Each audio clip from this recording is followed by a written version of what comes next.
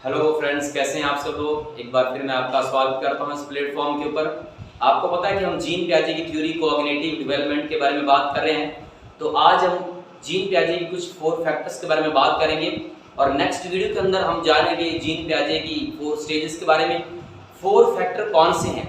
तो सबसे पहले हमारे पास स्कीमा है, नेक्स्ट एसिमिलेशन है और थर्ड जो है एकोमोडेशन है और फोर्थ जो क्या है इक्विलिब्रियम है।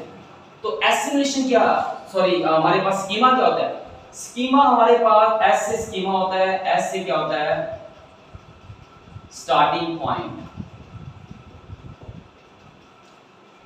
बच्चा इधर पहली बार किसी चीज को देखने जा रहा है तो याद रखेंगे स्कीमा के अंदर क्या होता है, पहली बार अगर आप बच्चे को पहली बार कोई चीज दिखाएंगे तो वो उसका स्कीमा होता है। आप बच्चा पहले क्या नहीं जानता है, उसको ये नहीं पता है कि डॉग क्या होता है। स्कीमा के अंदर कोई चीज को बच्चा देखता है, देखता क्या है, बच्चा भी किसको देख रहा है, डॉग। बच्चा पहली बार देख रहा है तो याद रखेंगे एस से स्कीमा होता है, एस से स्टार्टिंग पॉइंट होता है। पहली बार बच्चा डॉग को देखकर बोल रहा है, उसकी मम्मी पापा ने बोला इसकी 4 लेग्स हैं। 1 क्या है, टेल होती है, ब्लैक ये होता है। ये 3 चीज बच्चे को बता दी गई। बच्चे के माइंड के अंदर अभी क्या बन चुका है, मेंटल पिक्चर बन चुकी है, एक मेंटल स्ट्रक्चर बन चुका है। उसके माइंड के अंदर ये आ चुका है कि भाई जिसकी 4 लेग्स है, 1 टेल है, जिसका रंग ब्लैक हो तो वो क्या होता है, डॉग ही होता है। तो बच्चा उसके बाद कोई भी चीज को देखता था तो बच्चा उसको डॉग ही मानता था, ये नहीं मानता था कि वो कोई और जानवर है। अगर बच्चा कैट देखता था तो वो कैट को भी क्या मानता था, डॉग मानता था। क्यों मानता था, क्योंकि उसके माइंड के अंदर क्या था, एक मेंटल पिक्चर बन चुकी थी किसके बारे में, डॉग के बारे में।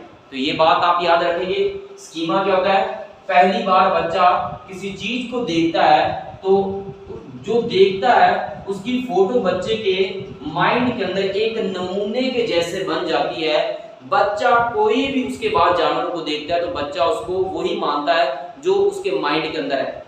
तो ये स्कीमा होता है।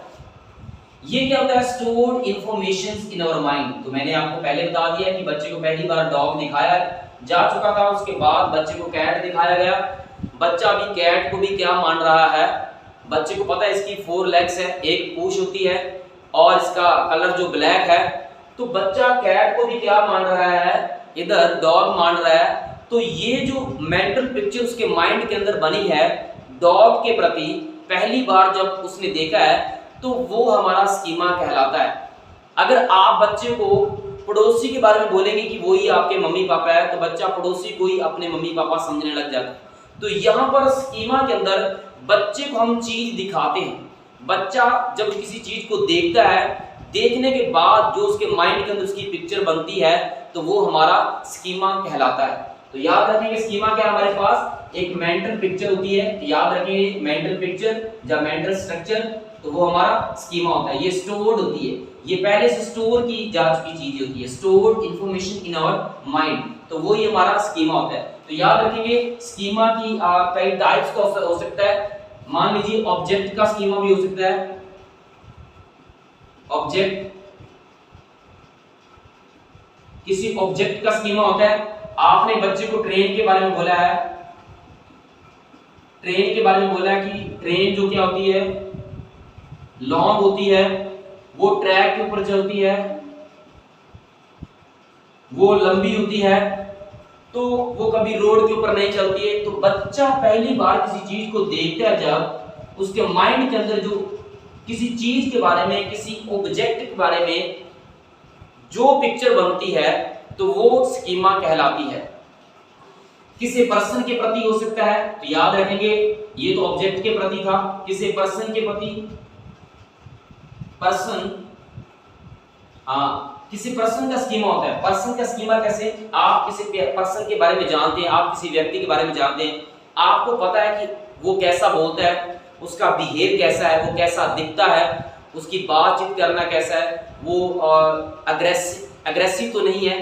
तो आपको ये किसी पर्सन के प्रति भी क्या होता है, एक स्कीमा अपने माइंड के अंदर होता है कि वो कैसा दिखता है, वो उसका बिहेव अच्छा है बुरा है, तो वो भी आपका स्कीमा कहलाता है। तो याद रखेंगे ये ऑब्जेक्टिव टाइप की स्कीमा होता है, ये हमारे किसी पर्सन के प्रति भी स्कीमा हो सकता है, तो याद रखिए इसको हम स्कीमा कहते हैं। नेक्स्ट हम बात करते हैं एसिमुलेशन के बारे में। स्कीमा के अंदर बच्चे को डॉग दिखाया जा चुका था, एसिमुलेशन के अंदर याद रखेंगे बच्चे को क्या चीज दिखाई जाए, अगर कैट दिखाई जाए, याद रखेंगे इधर बच्चे को डॉग, इधर बच्चे को कैट, ना तो इस फैक्टर के अंदर बच्चा दो चीजों के अंदर डिफरेंशिएट कर पा रहा है, तो ना इस फैक्टर के अंदर बच्चा किसी चीज के अंदर डिफरेंशिएट कर पा रहा है। अभी बच्चे को एसिमुलेशन के अंदर कैट को दिखा दिया जाता है, बच्चा अभी क्या कर रहा है, कैट को देखता है। किसको देखता है? कैट को। कैट को देखते ही बच्चे को पता चलता है अरे इसकी भी क्या है, 4 क्या है, लेग्स है, इसका कलर क्या है, ब्लैक है, इसकी 1 क्या है, टेल है। बच्चा अभी कैट को कैट नहीं मान रहा, बच्चा कैट को क्या मान रहा है, तो याद रखेंगे डॉग।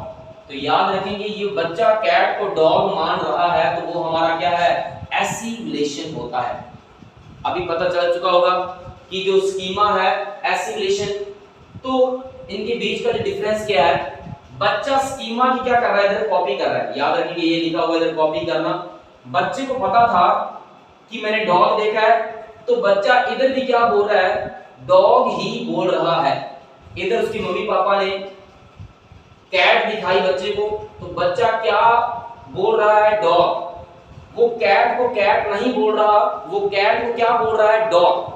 तो ये क्या है, हमारा एसिमुलेशन होता है। तो याद रखेंगे एसिमुलेशन के अंदर क्या होता है, कॉपी करना क्या होता है, वो हमारा एसिमुलेशन होता है। तो याद रखेंगे इधर आप अंडरलाइन कर सकते हैं, इधर कॉपी करना है तो वो हमारा क्या कहलाता है, वो हमारा एसिमुलेशन कहलाता है।